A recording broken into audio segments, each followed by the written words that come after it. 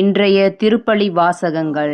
தவக்காலம் 2ஆம் வாரம், செவ்வாய்க்கிழமை. முதல் வாசகம். நன்மை செய்ய கற்றுக்கொள்ளுங்கள், நீதியை நாடி தேடுங்கள். இறைவாக்கினர் எசாயா நூலிலிருந்து வாசகம். பிரிவு 1. இறைவார்த்தைகள் 10 மற்றும் 16 முதல் 20 வரை. எருசலேமே, உன்னை ஆளுகிறவர்களும் உன் மக்களும் சோதோம் கோமோராவை போன்றவர்களாய் இருக்கின்றனர். நம் ஆண்டவரின் அறிவுரையை கேளுங்கள், அவர்தம் கட்டளைக்கு செவிசாயுங்கள். உங்களை கழுவி தூய்மைப்படுத்துங்கள், உங்கள் தீச்செயலை என் திருமுன்னின்று அகற்றுங்கள். தீமை செய்தலை விட்டொழியுங்கள், நன்மை செய்ய கற்றுக்கொள்ளுங்கள். நீதியை நாடி தேடுங்கள், ஒடுக்கப்பட்டோருக்கு உதவி செய்யுங்கள். திக்கற்றோருக்கு நீதி வழங்குங்கள், கைம்பெண்ணுக்காக வழக்காடுங்கள். வாருங்கள், இப்பொழுது நாம் வழக்காடுவோம் என்கிறார் ஆண்டவர்.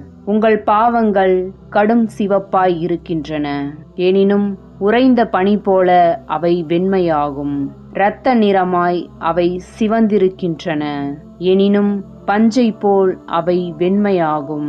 மனமுவந்து நீங்கள் எனக்கு இணங்கி நடந்தால் நாட்டின் நற்கனிகளை உண்பீர்கள். மாறாக இணங்க மறுத்து எனக்கு எதிராக கிளர்ந்தெழுந்தால் திண்ணமாய் வாளுக்கு இரையாவீர்கள். ஏனெனில் ஆண்டவர்தாமே இதை கூறினார். ஆண்டவரின் அருள்வாக்கு. இறைவனுக்கு நன்றி. பதிலுரை பாடல். திருப்பாடல் 50. வசனங்கள் 8, 9, 16, 17, 21 மற்றும் 23. பல்லவி. தம் வழியை செம்மைப்படுத்துவோர் கடவுளின் மீட்பை கண்டடைவர். நீங்கள் கொண்டு வரும் பலிகளை முன்னிட்டு நான் உங்களை கண்டிக்கவில்லை. உங்கள் எரிபலிகள் எப்போதும் என் முன்னிலையில் உள்ளன. உங்கள் வீட்டின் காளைகளையோ உங்கள் தொழுவத்தின் ஆட்டுக்கிடாய்களையோ நான் ஏற்றுக்கொள்வதில்லை. பல்லவி. தம் வழியை செம்மைப்படுத்துவோர் கடவுளின் மீட்பை கண்டடைவர். என் விதிமுறைகளை ஓதுவதற்கு உங்களுக்கு என்ன தகுதி? என் உடன்படிக்கை பற்றி பேசுவதற்கு உங்களுக்கு என்ன அருகதை? நீங்களோ ஒழுங்குமுறையை வெறுக்கின்றீர்கள், என் கட்டளைகளை தூக்கி எறிந்து விடுகின்றீர்கள். பல்லவி. தம் வழியை செம்மைப்படுத்துவோர் கடவுளின் மீட்பை கண்டடைவர். இவ்வாறெல்லாம் நீங்கள் செய்தும் நான் மௌனமாயிருந்தேன். நானும் உங்களை போன்றவர் என எண்ணிக்கொண்டீர்கள்.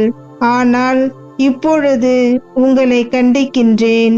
உங்கள் குற்றங்களை உங்கள் கண்முன் ஒவ்வொன்றாய் எடுத்துரைக்கின்றேன். நன்றி பலி செலுத்துவோர் என்னை மேன்மைப்படுத்துவர். தம் வழியை செம்மைப்படுத்துவோர் கடவுளாம் நான் அருளும் மீட்பை கண்டடைவர். பல்லவி. தம் வழியை செம்மைப்படுத்துவோர் கடவுளின் மீட்பை கண்டடைவர். நற்செய்திக்கு முன் வசனம். ஆயன் தன் மந்தையை காப்பது போல ஆண்டவர் நம்மை காக்கின்றார். எனக்கு எதிராக நீங்கள் இழைத்த குற்றங்கள் அனைத்தையும் விட்டுவிடுங்கள். புதிய இதயத்தையும் புதிய மனதையும் பெற்றுக்கொள்ளுங்கள் என்கிறார் தலைவராகிய ஆண்டவர். ஆயன் தன் மந்தையை காப்பது போல ஆண்டவர் நம்மை காக்கின்றார். நற்செய்தி வாசகம். அவர்கள் சொல்வார்கள், செயலில் காட்ட மாட்டார்கள். மத்தேயு எழுதிய தூய நற்செய்தியிலிருந்து வாசகம்.